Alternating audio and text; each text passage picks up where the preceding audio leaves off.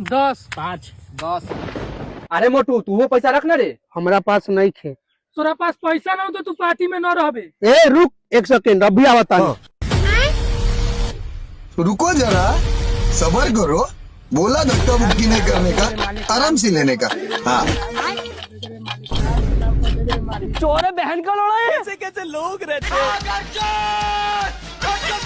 आइए देखते हैं बैठन मजा आएगा। पहले 10 आ पकड़ पार्टी वाला बस। पूरा टोटल पैसा गिन के देखता कितना भइल। 10, 20, 30 और 5 35 टोटल लो 35। साला इतना में तो मुर्गा के मसालो ना आई तो इस साल भी भूल जो नया साल मनावे के। पढ़ल लिखल आदमी के लेल 35 रुपया बहुत होकेला। तू तीनों देखत रह, एहे 35 रुपया से ऐसा नया साल मनाबे ना कि तू सब भुला ना पेबे। ले बेटा